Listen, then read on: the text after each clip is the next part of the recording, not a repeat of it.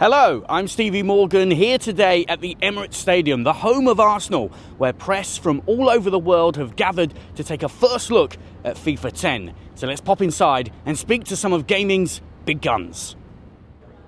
I thought I'd take the opportunity of giving you a little bit of a business overview before you get your hands on this beautiful game that we got here for you today that Dave Rutter and Gary Patterson have brought the build over from Vancouver and allowing you the earliest hands-on I think you're ever going to get with FIFA.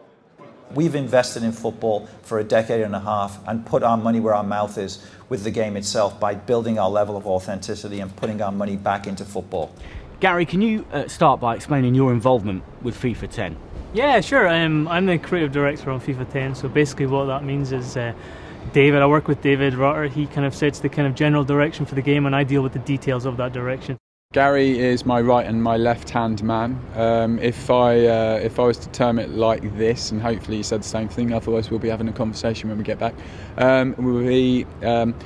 I'll look at what we've done and where we want to get to and try and work out a direction, a vision for where we're trying to get to, and then poor old Gary's tasked with trying to come up with the appropriate features and design to meet those objectives, be them company strategic or game design or I really don't like this part of the game, will you please fix it. So what can your average gamer expect from FIFA 10? Oh, there's so many things that they can expect from FIFA 10, but right now we're only going to be talking about a percentage of those changes and based around gameplay, what we're doing with gameplay, and also what we're doing with manager mode. So in gameplay, we're working hard to refine the engine. As you know, we rewrote this engine for the next gen, for PS3 and Xbox 360, and this is the fourth iteration, and we're trying hard now to refine this engine.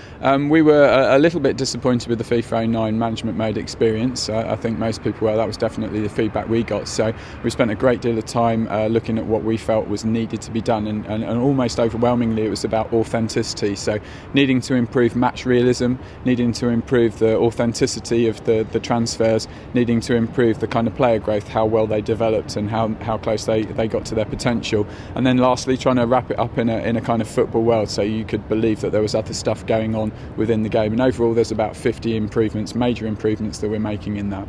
What can we do to take this game to the next level, to change the experience? So one of the things we're working on there is 360-degree dribbling. So again, a feature that the community have wanted for a while now, but we felt that we didn't want to do it before because if we did it wrong it would break the game. It would fundamentally break the game, and we didn't want to do it half-hearted because we knew the effect it could have in the game. And so we've kind of kept it on the back burner till now when we know we have the time to really do it well. So we're working hard on 360-degree dribbling to make sure that the responsiveness of the game and the fluidity of the game is still there when you have this level of movement.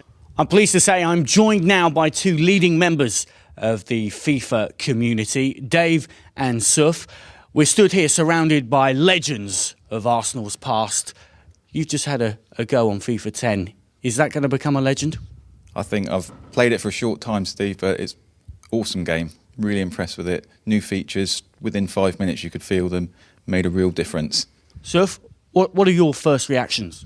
I was very impressed with the tight control. You can feel that there's been a lot of progress in the game. And given that how early it is in development and how long they've still got to make it better, I think it's going to be a hit, definitely. Now today, it's not just been members of the press, you've also had members of the FIFA community. How important is it having them here, having listened to the feedback that you've received from them? Well, it's pretty important to me that, Football World's here, obviously, and a number of other websites that support us. And I'm on the forums a lot myself, trying to talk to people, trying to work out what matters most to people. I play the game myself, and there's everything from, frustrations that people are feeling, be it a goal from kick-off or the offside being called too frequently or the referee pulling advantage rules back, through to, I really need the practice mode to be put in. And obviously we're doing that. We're improving manager mode. We're fixing a whole bunch of frustrations in the game this year, as well as obviously polishing and improving just the general gameplay itself. We're working hard to respond to the feedback that they're giving us about maybe exploits in the game or features that they want to see. So we're working hard to respond to feedback. So things like the lofted through balls issues, the scoring from halfway line. Practice mode is another thing that they've asked for that we're putting in the game this year. So responding, refining, and finally innovating. Are you impressed with the way that perhaps FIFA and EA Sports have listened to some of the things that gamers have said about things that need tinkering or improving or refining? Is that something, can you see that in the gameplay, that those things have been listened to and responded to as well? Oh yeah, most definitely. I mean, for years people have been calling for changes, and various different game companies have started to listen to what the community says, and especially here with FIFA 09. I mean, that was a first real taste, and the FIFA community realized how much the company had listened to what they wanted in the game, the changes they wanted to see in the game, changes to gameplay, changes to features, and FIFA 09 was so successful. And then again here, in FIFA 10, we heard the community, talk about tighter control, responsiveness, and things like that. And again, you can see that happening with FIFA 10. So it's great. It's great either way. Why should, Dave, any games company bother or indeed listen to what any member of the community says? I think it's so important because they're the people that play the game. I think for a number of years, EA, you've watched a cycle of new game features are advertised, everyone gets excited, game comes out, gamers get really frustrated and say, why don't the company listen to us? I think it's great for Suf and myself to be here today, contribute from the communities. We've got loads of feedback. I've already been talking to Gary about he wants me to send him a load of information. It's just great that they're listening, and hearing David speak, a number of the features he talked about were key frustrations in the game, and the companies listen, so hats off, superb. So, as we've seen, FIFA 10 is all about making the most realistic game possible. That doesn't mean that there's a Man City mode where you rely simply upon the money of a rich Middle Eastern benefactor, but it does mean that you haven't heard the last of FIFA this summer. Check out easportsfootball.com, where we'll keep you up to date as a whole new chapter of gaming opens.